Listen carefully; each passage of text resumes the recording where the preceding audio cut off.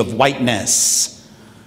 Right? It doesn't pay your bills, but psychologically it tells you, well, I might not have much, but at least I'm not black. At least I'm not brown. At least I'm not red. At least I'm not a person of color. But see, at the end of the day, that doesn't put your kid through college. And it doesn't pay the emergency room bills, and it doesn't pay your house note. We've got to be willing to have this conversation. Sadly, as a country, we're running away from it. Trying to downplay the issue of race, trying to talk about class in a vacuum to try to bring everybody on board, afraid that if we talk about race, working class white folks will bolt from any progressive movement. But what working class white folks got to understand is the very reason that they're hurting, the very reason that they're so disempowered is because of racial inequity. In other words, they were not the targets of it, to be sure, people of color were, but those of us who are white become, over time, the collateral damage of a system of white supremacy and racial inequity. So we need to be clear on it. One more thing, though, and I have to tell this story to end because I want to get it out of our head for a second. You know, we can talk data and statistics and studies and facts and analysis, but really we got to bring this down to a human level as well, because the only way we stay in this work is if we understand the damage that this thing does to us at a very personal and affective level. So, even though I thought I knew this long ago, I've been doing this work for 20 years in some capacity, but just a few years back, I'm sitting at home on a Sunday afternoon with my wife and my two girls, who at that time were 6 and 4. And it's raining like crazy outside, too much to do anything outside. Can't go to the park, can't go for a walk, can't do anything out of doors. And so we decide, and we played every game in the house, and the kids are getting restless, you know, as 4- and 6-year-olds are wont to do. So we decide to watch a movie on cable. We turn it on. We're looking for trailers for, you know, commercials for, previews for movies that would be good for kids and families. We're not finding much, but we come across the trailer at one point to the movie Evan Almighty, which many of you might have seen. Came out in 2007. This would have been early 2008 after it was done at the theater. It's now on cable, on the satellite on demand, $3.99, order up a movie, blah, blah, blah thing. So we decide we will watch it. Now, understand, well, at first we're just watching the trailer. We're not going to watch the film, but we're watching the trailer. And for those who don't know, it's Steve Carell plays a newly elected congressman who is told by God, who is played by Morgan Freeman, that a flood is coming and he should build a very large boat, or one might call it an ark, and ride it out. You have probably heard this story in a different context at a different time. It is the modern retelling of the Noah and the Ark story. It is fascinating, not a great movie, but cute. As it turned out, my kids had already seen it. They'd gone with my wife to the theater, I don't know, 5 or 6 months earlier when it was still out, and they didn't really want to see it again, but because they recognized the actors on the commercial and they recognized the dialogue, it got their attention. So the little one, Rachel, who's 4, she looks up, she sees Morgan Freeman in the role of God in the flowing white robe. She looks at her father, she looks at me, and she says, as any 4-year-old would in that moment, "Is that really God?" Because that is exactly what you would say at 4. You don't know anything about the Screen Actors Guild at 4. You don't know anything about casting directors at 4. You just figured God wanted to make a movie. And you probably think to yourself that if God wanted to make a movie, done. Wouldn't be particularly hard for God to get that movie green-lighted. You know, you'd probably get it made. Now, you would hope that God would make a movie capable of getting better than a 23% rating on the Rotten Tomatoes website, but in any event, you might think to yourself, that must be God. So I thought it was a funny question. I giggled. I said, no, honey, that's not God. It's Morgan Freeman. He's an actor. He just plays God often,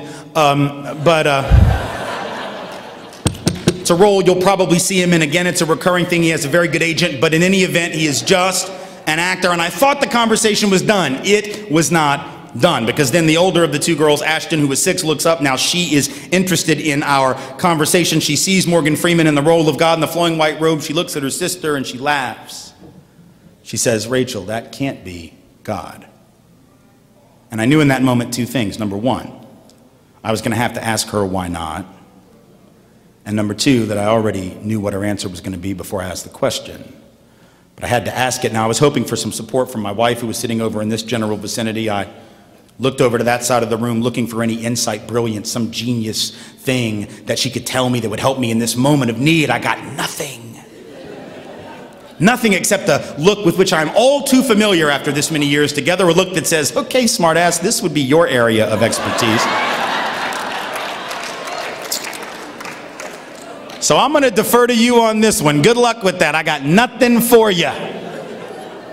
So I knew it was on me. I looked back at my daughter and I asked her why. Why can't that be God? And in the split second before she offered me her answer, I had this fantasy bouncing around in my head. You know, it was a fantasy where I hoped, dreamed Maybe my daughter was going to come up with some brilliant answer, some alternative answer that I had not at all expected, unlike the one that I fully anticipated, in which I'm sure you do as well, that she was going to say something along the lines of, well, Father, that can't be God because God is a woman, or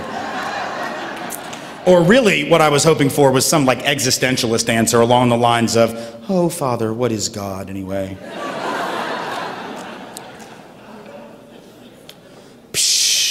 God. Why do we speak of such things, Father? That's what I was hoping. That would have been sort of hip. But she's a smart 6-year-old, but come on, she's not that smart, so she didn't come up with that one. Instead, she looks at me and she gives me exactly the answer I knew she would. She says to me and to her mother and to her sister, that can't be God because God is not black, God is white. Now, I don't think it'll come as any big surprise to you to learn that we do not in our home have any images of a deity that are racialized. We actually don't have any images of a deity at all, but if we did, they would not be racialized images. We have been very studious about not allowing into our home those pernicious, I would dare say evil Bible picture books for children. The ones that would give you the impression, if you didn't know better, that Adam and Eve had resided in the Garden of Sweden. You know the books that I'm talking about.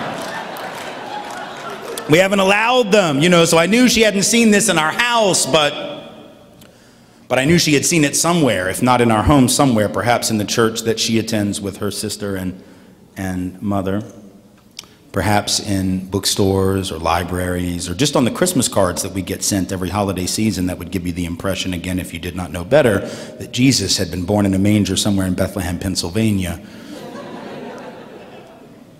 And so somehow this has come into my house, you see.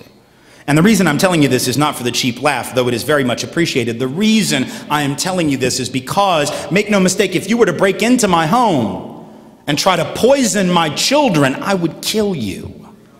And I'm not saying that to be all big and bad. I'm like 5'8" on a good day, okay? So, like, I can't physically do much. I don't have a gun or anything, but I would find something if you broke into my house, and I would throw it at you. Hard. And you would die. Like, I'm just that confident about the accuracy and the velocity with which I would hit you somewhere about here with something very hard. I'm not a violent person. I'm just saying, if you try to hurt my family, I will take you out. It's just that simple. But here's the point. You see, something is coming into my house, and it is poisoning my children.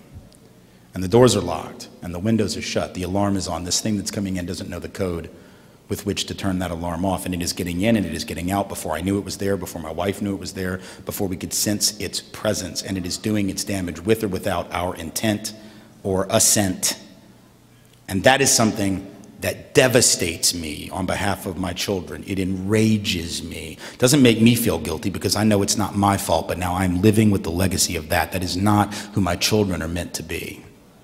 And if it can happen to my children in my home, a deliberately anti-racist ally home, I assure you it can happen in any of our homes. And if it's happening to white children, if white children are being given the impression in this and other countries around the world that they are closer to divinity, to the source of creation, however you define that, however you conceive of that, what message is being given to black and brown children who are 80% to 85% of the world's population? They are seeing the same images, and they are being given the impression that they are farther from the creative source of the universe. This is an evil and iniquitous thing that we are fighting in this country and in this culture and on this planet. It is capable of devastating and stealing our humanity when we didn't even know it was happening. This is not an abstract struggle.